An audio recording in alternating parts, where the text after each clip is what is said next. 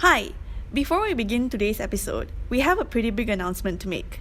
Big, as in 2.6 billion ringgit big.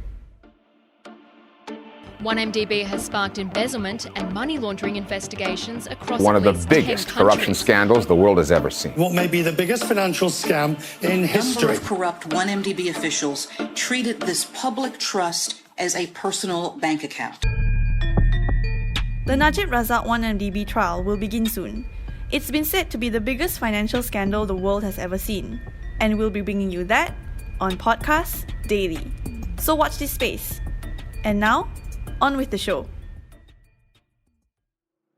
Remember the 3.3 million ringgit charged to Najib Razak's credit cards at a Swiss jeweler?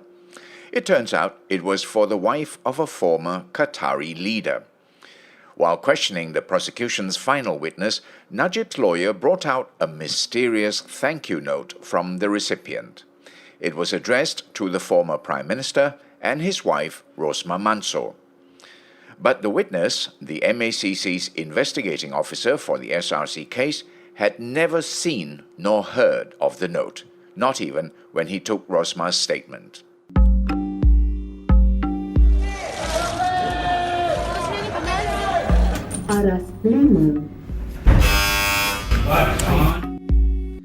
By the Malaysian Insight, this is The People versus Najib Razak. Follow us into the courtroom where it all happens. I'm Patrick Teo.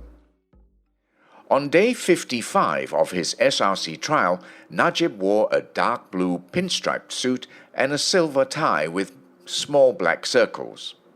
He arrived in court at about 9:30 a.m. and seemed to be in a good mood as he greeted some supporters outside the court. The former Prime Minister then made his way up to the 5th floor, but he had to wait outside the courtroom for about an hour because Judge Nazlan had other matters to attend to first. At about 10:40 a.m., SRC proceedings began with MACC investigating officer Rosli Hussain on the witness stand.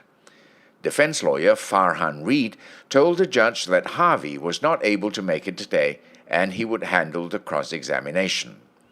In the dock, Najib sat in his usual place next to the door, watching expectantly.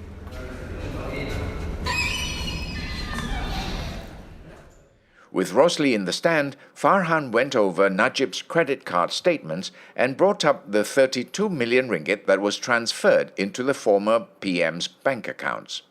What was discussed, Yvonne? The witness confirmed that the 32 million ringgit had moved through Najib's accounts and was then transferred to Permai Binaraya's accounts. Permai Binaraya is a subsidiary of Putra Perdana Construction, a company linked to fugitive businessman Joe Low. Farhan moved on to Najib's other expenditures. He queried about money that was paid to charitable organizations and asked whether the water tank Najib had built at his Pekan house was a luxury or a necessity. Rosli said he wasn't sure. He had only investigated the credit cards and the funds used to pay the credit card bills and nothing else. Farhan then brought up Najib's spending spree at a jeweler in Italy. Rosli said he didn't manage to go to Italy to investigate that, and this was because many other people wanted to go. However, he said Najib had told the MACC that those purchases were gifts for the former Qatar Prime Minister's wife. Farhan brought out a note dated August 15, 2014, purportedly written by Nur Abdul Aziz Abdullah Turki Al-Subai for gifts of jewellery from Di Grisogono worth 3.2 million ringgit. Nur is the wife of Sheikh Hamad Jassim Jabbar Al-Thani, who was then Qatar Prime Minister. Rosli said he never even seen or heard about this note before, not even when the MACC took Rosmah's statement. The lawyer suggested that Najib had only utilised 1.9% of the money for personal use, and that it proved that Najib did not have any intention to cheat or commit fraud. This seemed to hit a nerve with Rosli, who disagreed and snapped back, saying, "That is your opinion." Najib's lead counsel, Shafi Abdullah, took over cross-examination and brought up documents which were signed by former SRC Director Subo Muhammad Yassin. Specifically, he alluded to inconsistencies in Subo's signatures. If you remember, when Subo took the witness stand, Shafi had spent a lot of time quizzing him about alleged inconsistencies in his signatures, claiming that they were forged. Rosli admitted that when he took Subo's statements for the second and third time, the latter had denied that some of the signatures on the documents were his. Rosli said he leaves it to the court to decide how to deal with these inconsistencies.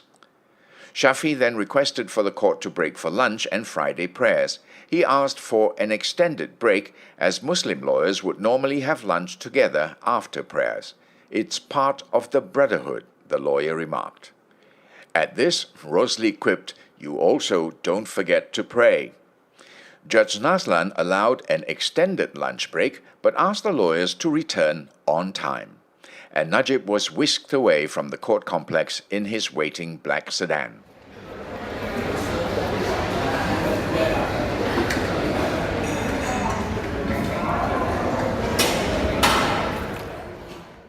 When Shafi resumed his cross-examination after lunch, he asked Rosli if the MACC had looked into whether or not it was true the money came from Saudi royalty.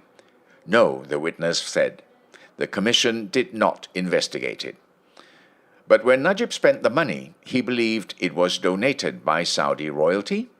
Shafi pressed. That's his belief, Rosli replied. Prosecutor V. Sitambaram objected to this line of questioning, saying that the witness cannot speak about the state of mind of the accused. Shafi moved on, asking a few more questions.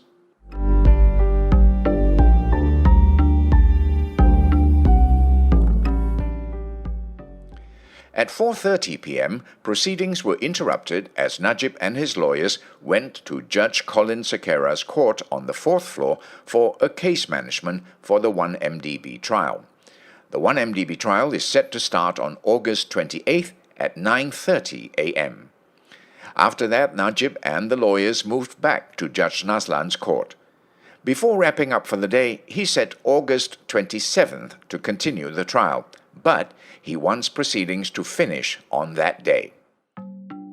This podcast is produced, written and mixed by Revati Subramaniam, Yapik Kwan, Yvonne Lim and Ravin Palanisamy. Additional reporting by Timothy Acharyam. I'm Patrick Teo.